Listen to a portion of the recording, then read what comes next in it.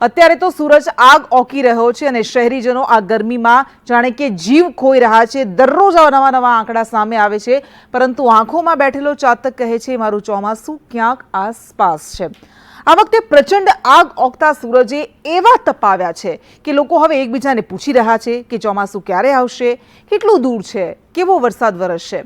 અને એમાં જે ચાતક નજરની આપણે શરૂઆત કરી એ રીતે વરસાદની રાહ સૌથી વધારે કોઈ જોતો હોય તો એ ખેડૂત છે, કારણ કે એનું તો બધું આ ચોમાસા પર નિર્ભર હોય છે। સામાન્ય રીતે એવું કહેવાય છે કે વધારે ગરમી પડે ત્યારે વરસાદે સારો થાય, બંનેને સીધો સંબંધ છે। પરંતુ ચોમાસું કેવું રહેશે એનો નિર્ભર માત્ર ગરમી પર નથી હોતો, બીજા પણ કેટલાક કારણો અને સિસ્ટમ તેના માટે કામ કરતી હોય છે, તેના માટે જવાબદાર હોય છે। પણ આ વખતે શું ચોમાસું ધડબડાટી બોલાવશે? શું આગાહીકારો કહી રહ્યા છે તેને લઈને આપણે વાત કરીશું, કારણ કે આ વખતે ગરમીએ જેવા તપાવ્યા છે, આકાશમાંથી આ વખતે અગન વર્ષા થઈ છે, તો શું વરસાદ એવો પડશે કે કેમ? અગ્નિ વર્ષી છે આકાશમાંથી, તો અમૃત ક્યારે વરસશે તેની રાહ જોવાઈ રહી છે। અને આ ચોમાસું કેવું રહેશે?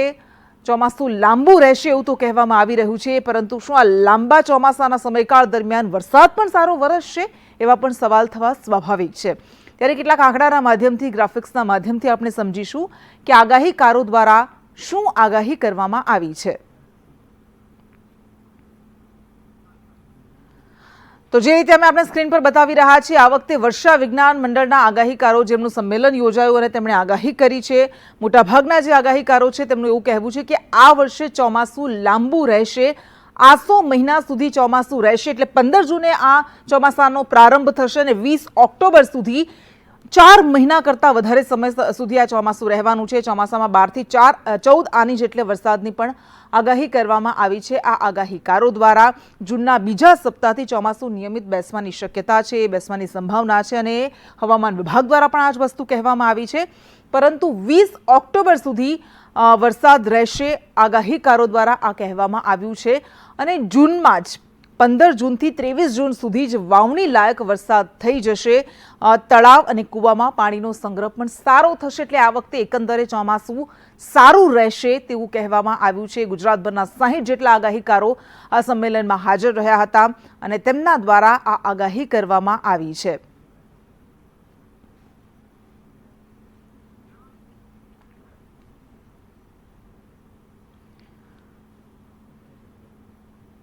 અને આવા જ એક એક્સપર્ટ, એક આગાહીકાર પાસેથી આપણે જાણીશું કે શું છે એમાં, વિસ્તારપૂર્વક થોડું સમજવાની કોશિશ કરીશું। ભીમભાઈ ઓડેદરા આપણી સાથે જોડાઈ ગયા છે। ભીમભાઈ, સ્વાગત છે આપનું સંદેશ ન્યૂઝમાં। આ વખતે આપણે જોયા, અત્યારે પણ અનુભવી રહ્યા છે, હજુ પણ એ અનુભવવાનું છે, જે રીતે કહેવામાં આવી રહ્યું છે, રેડ એલર્ટ આપવામાં આવી રહ્યા છે, એટલે ગરમીએ તો બરાબરના શેકાવ્યા, પરંતુ ચોમાસાને લઈને જે ચાતક નજરે ખેડૂત રાહ જોતો હોય છે, શું કહે છે આ વખતનું ચોમાસું? શું કહે છે અનુમાન?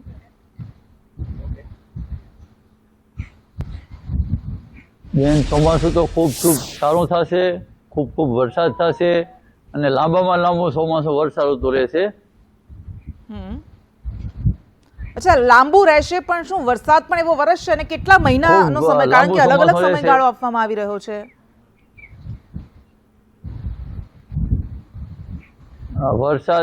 વરસાદ એવું અનુમાન છે કે 5 મહિનાનો વર્ષા ઋતુ રહેશે।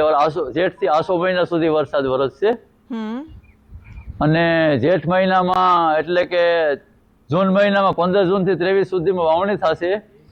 એ પછી જુલાઈ મહિનામાં, જુલાઈ બેસતા એવી શક્તિશાળી સિસ્ટમ આવે છે, એકદમ જોરદાર શક્તિશાળી, કે કદાચ એવી શક્તિશાળી હશે કે જે વાવાઝોડામાં પરિવર્તન થઈ શકે અને એની અસરને લઈને કેટલાક દિવસો સુધી મુશળધાર વરસાદ વરસશે અને એ પછી સામાન્ય નોર્મલ ચોમાસું રહેશે। એ પછી ચોમાસું આસો મહિનામાં પૂરું થતા થતા આપણા ગુજરાતમાં 5 મહિના વરસાદ રહેશે। એ પછી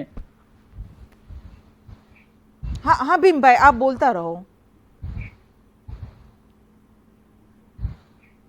જી, એ પછી આપણા આસો મહિનામાં વરસાદ પૂરી થતા પછી એક જોરદાર સિસ્ટમ આવશે, જે નવેમ્બર મહિનાની શરૂઆત થઈ જશે અને કારતક સુદ પાસમની આજુબાજુ તો ગુજરાતમાં એની રસ રહેશે। એટલે આપણા ગુજરાતમાં 5 મહિના ચોમાસું દેખાય છે, ભારતનામાં તો કદાચ 6 મહિના બીજા રાજ્યોમાં હાલે એવું અનુમાન છે, ખૂબ વરસાદ થશે। અચ્છા, ખૂબ સારો વરસાદ થશે એવું આપ કહી રહ્યા છો। સામાન્ય રીતે ચોમાસું 2 થી 2.5 મહિના જેટલું રહેતું હોય છે, આ વખતે 5 મહિના સુધી ચોમાસું રહેશે, તો ખેડૂતોને કેટલો ફાયદો એનાથી? જી કે બેન, ખેડૂતોને ફાયદો છે કે વરસાદ વરસે તો સારો, જયાઈથી વરસાદ વરસે તો થોડુંક ખેતી માટે બહુ સારું ન કહેવાય. જયાઈથી વધુ વરસાદ દેખાય છે. એટલે ખેડૂતો માટે ફાયદો છે. વધુ વરસાદ એ સારો નહીં ને ઓછો સારો નહીં, એટલે અવાર વધારે તીવ્રતા વધી જશે. અચ્છા, તો આપને એવું કહેવું ફાયદો છે છે કે વરસાદ વરસે, પણ આપણે મધ્યમ વરસાદ હોય ને તો ખેતી અસી રહી. હા, તો આ વખતે શું લાગે છે, બહુ વધારે વરસશે, અતિવૃષ્ટિ થશે એટલે કે વધુ પછી વરસાદ સામાન્ય થશે. રહેશે? હા જી, નહીં, વરસાદ ખૂબ આપણે ધાર્યો 100% ઉપર ખૂબ વરસાદ થશે. અચ્છા, તો વરસાદ ખૂબ ખેડૂતો બધા મહિનામાં શ્રીકાર વરસાદ વરસશે. અચ્છા, શ્રીકાર વરસાદ વરસશે, તો ખેડૂતો જી. ખુશ થવાનું છે કે પછી ચિંતાની વાત છે? જી નહીં, વરસાદ વરસે તો ખુશની જ વાત છે ને ના, બેન. પણ તમે કહ્યું ને કે કારણ કે વધારે કુમાઉ વધારે પાક વરસે તો એ નુકસાન થઈ ખરીફ શકે. પાક ઓછો થાય તો પછી શિયાળો ઉનાળો થાય, હા, તો ખરીફ પાકમાં બહુ ન થાય તો પછી શિયાળો ઉનાળો થાય. સૂકા દુકાળથી લીલો દુકાળ પડે તો સારો ને બેન, વધુ વરસાદથી એ વરસાદથી કોઈને કઈ નુકસાન ઓછી થાય. અચ્છા ભીમભાઈ, તો આ તમે જે આગાહીકારો, બધા જ આગાહીકારોએ ભેગા મળીને કહ્યું છે કે આ વખતે લાંબુ ચોમાસું રહેવાનું છે, તો આ આપને લાગે છે કે આ અસામાન્ય છે આ વખતે? કારણ કે ચોમાસું આટલું લાંબુ તો નથી હોતું, તો એવું કેમ?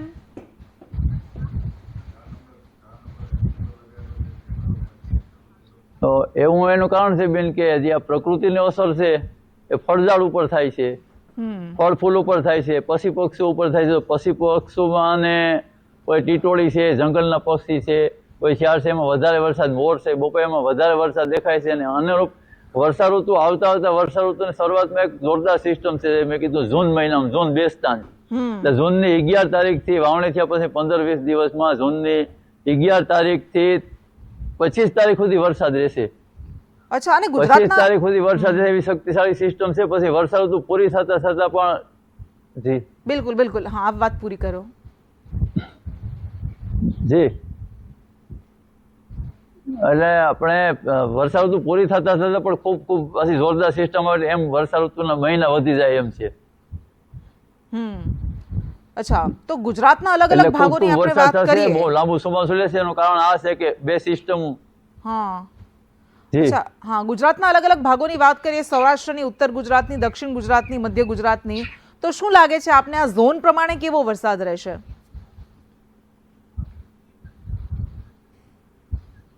બધે શ્રીકાર વરસાદ, ક્યાંય જઈએથી ઓછો વરસાદ નહીં રહેવા એવું અનુમાન છે.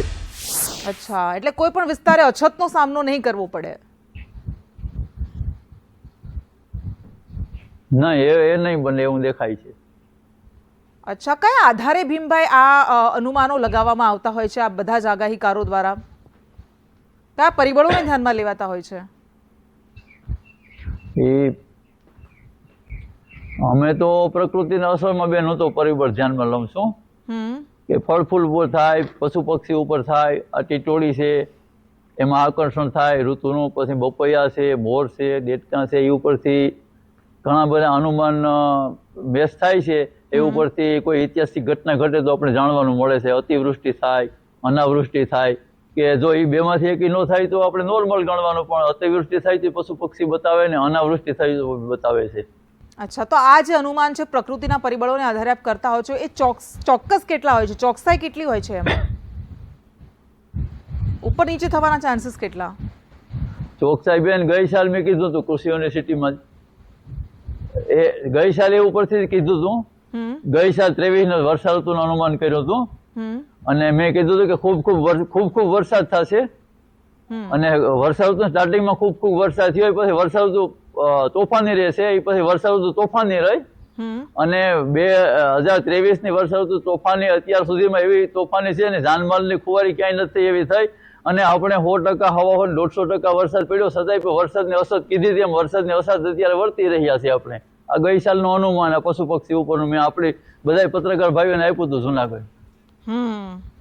બિલકુલ એટલે આપ દ્વારા જે કહેવામાં આવ્યું છે કે ઘણા બધા એવા પરિબળો છે કે જેના આધારે આપ આગાહી કરતા હો છો અને એમાં ગઈ વખતે પણ આપે જે કહ્યું હતું એ પ્રમાણે ચોક્કસ રહ્યું હતું, આ વખતે પણ રહેશે અને જો એવો સારો વરસાદ રહે છે તો એ સારું છે ખેડૂતો માટે. આપણે આશા રાખીએ કે આપની આગાહી સાચી પડે. ખૂબ ખૂબ આભાર ભીમભાઈ અમારી સાથે જોડાવા માટે.